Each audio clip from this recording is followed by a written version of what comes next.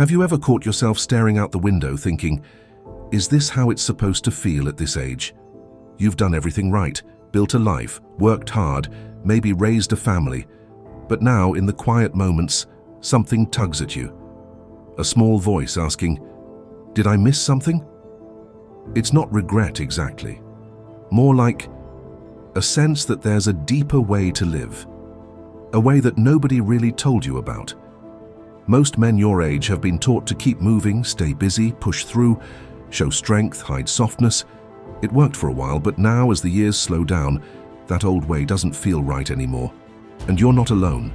That quiet search for meaning, for peace, for a better way forward, it's more common than you think. I want to tell you about someone. Her name was Eleanor. She lived to be 92. No medications, no cane. Just a calm presence that made people stop and listen. The kind of person who didn't need to raise her voice because the wisdom in her words did all the talking. When someone asked her the secret to her strength, she didn't talk about diet or exercise. She leaned in, smiled gently, and said something that caught everyone off guard. Most men, she said, spend their whole lives trying to prove they're strong, but forget how to stay soft. At first, it sounded strange, but the more you sit with it, the more it makes sense. Because what she meant wasn't about weakness, it was about staying open, flexible, emotionally alive, the kind of strength that bends but doesn't break, the kind that holds a grandchild's hand and still knows how to cry during a movie. That quiet, steady power that comes not from hiding feelings, but from honoring them. Eleanor's words stayed with me, not because they were poetic, but because they were practical, real. And when I started looking deeper, I realized she was right. Most men never get this kind of advice, not from their fathers, not from their doctors, not from the world that expects them to always be okay. But what if being okay isn't the goal anymore? What if the real goal is something else entirely? She told me a story once about her husband, Frank. He was a good man, worked with his hands, quiet, steady, reliable. He carried the weight of the world on his shoulders and never once complained. But over time, that weight changed him, not in ways you'd see on the outside. He still smiled, still made small talk at the store, but Eleanor noticed something behind his eyes, like he was slowly fading, even while he was still here. She said the hardest part wasn't watching his body age, it was watching his spirit dim. And the worst part, he never said a word. He didn't know how. He was raised to be the rock, the provider, the protector, but no one ever told him that the rock gets tired too. No one ever gave him permission to say, I'm not okay. Eleanor used to sit with him on the porch in the evenings, hoping he'd open up. Sometimes he did, just a little. And in those moments, she said, it was like watching him come back to life, like the boy she fell in love with was still in there, buried under decades of pressure to be unshakable. That's what she meant about staying soft, not being fragile, but staying human. Because when you shut yourself off to protect your pride, you also close the door to connection, to healing, to joy. You can still be strong. Of course you can. But there's a different kind of strength now, one that doesn't clench its fists but opens its hands, one that doesn't push everyone away, but quietly says, I'm here, and I still matter.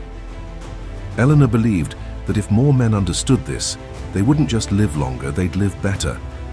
And she wasn't just speaking from memory, she was speaking from a lifetime of watching what happens when men forget how to feel. And maybe you felt it too. That quiet disconnection, that sense that something important is just out of reach, but you can't quite name it. What if that something isn't missing from your life, but just buried under years of pretending to be okay? What if digging it up starts with a shift that no one ever taught you, but that you're ready for now? It's funny how no one ever sits you down and explains this part of life. You reach 60, 70, maybe more, and people talk about retirement plans, medications, maybe a new hobby or two. But they don't talk about the invisible things, the feeling of waking up and wondering if anyone really sees you anymore, the slow drift of friendships, the silence in a house that used to be full, the ache in your body that's nothing compared to the ache in your heart. And yet, Eleanor's quiet wisdom begins to make more sense the older you get. She didn't lecture or try to fix people. She just noticed things.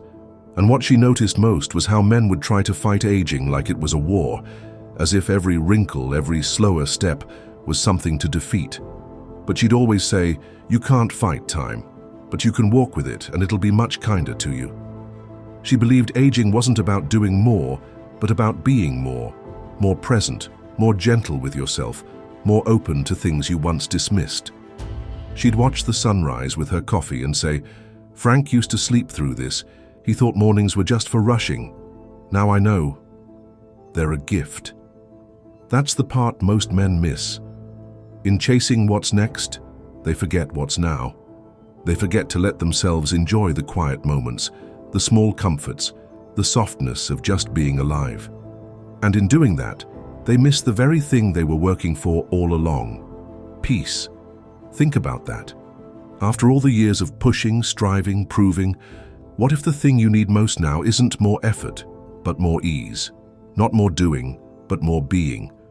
That doesn't mean giving up. It means showing up differently, slower, wiser, more in tune with what truly matters. Eleanor once said, "You don't need to be busy to have purpose. Sometimes your purpose is just to sit still and love the life you're still lucky to have." Maybe you haven't heard that before. Maybe it feels strange, but maybe deep down it feels like something you've always known, but needed permission to believe. You might be wondering if this kind of thinking, this softness Eleanor spoke of, actually makes a difference. It does. More than most people realize. Because here's what most experts won't tell you. The way you feel about life directly affects how long you live. Studies from Harvard and the longest living communities in the world all point to the same truth. It's not just about diet or exercise, though those matter. It's about mindset, emotional openness, social connection, and yes, softness. Eleanor lived in a small town, but she practiced what modern science is only now starting to confirm. She took walks not for fitness, but for clarity. She laughed often, especially at herself. She stayed in touch with friends, wrote letters, made time for people. And every evening she took a moment to be still. No screens, no noise, just quiet reflection. There's a word researchers use: emotional resilience. It means the ability to feel things deeply and not be overwhelmed by them, to adapt, to bounce back. That's the heart of what Eleanor lived every day. And it's a trait that shows up again and again in men who age well, not just physically, but mentally and emotionally. And the best part? It's never too late to build it. Whether you're 60, 70, or well into your 80s, that shift can begin today. Not by adding more to your to-do list, but by subtracting the things that no longer serve you. The pressure to be perfect, the silence that comes from pride, the need to always have it together. You're allowed to let go of all that now. You've earned that right. Because the truth is, no one gets to the end of life wishing they'd worked more hours or kept more feelings inside. They wish they'd laughed more, loved more, said what they needed to say, and slowed down long enough to feel their own life as it passed by. Eleanor knew this, she lived it. And now, maybe you can too. Eleanor used to say, "Life gives you moments to wake up, but only if you're quiet enough to notice them." And for many men, that moment comes right about now. There's this shift, subtle at first, where the old goals don't feel as important. The status, the money, the wins. It's not that they don't matter. They just don't fill you up the way they used to. That's when the choice comes in. The kind of choice you don't find in books or retirement plans. The kind that happens in your own heart. You can keep going the way you've always gone. Keep pushing. Keep pretending. Keep holding it all in because that's what you were taught to do. You'll survive that way, but surviving isn't the same as living, and something inside you already knows that. Or you can choose something different. You can wake up tomorrow and decide to stop chasing a version of strength that leaves you empty. You can start walking without a destination just to feel the sun on your face. You can pick up the phone and call someone, not because there's something urgent, but because you still care. You can start talking to your own soul like it's been waiting for you to listen. You can start letting yourself feel again, because real strength now, it's in showing up fully. in being honest when you're tired, in reaching out when you feel alone, in sitting quietly and saying, "This is enough. I am enough."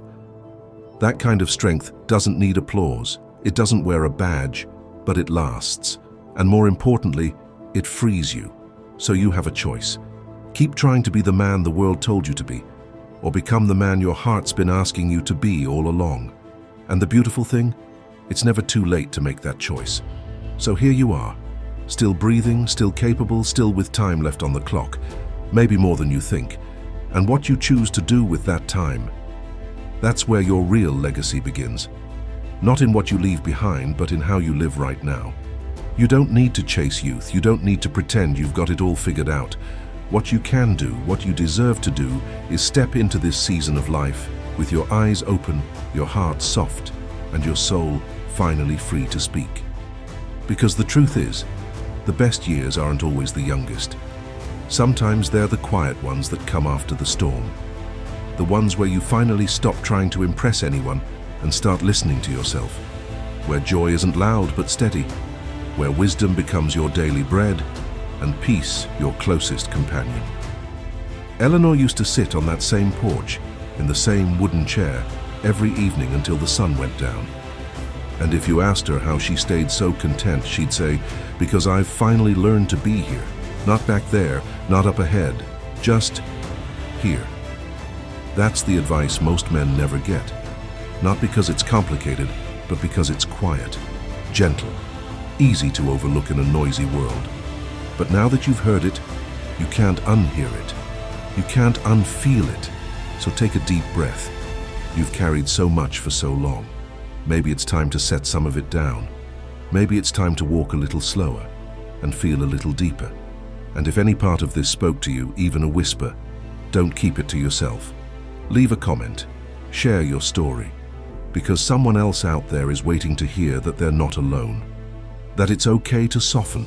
That it's okay to live differently from this day forward.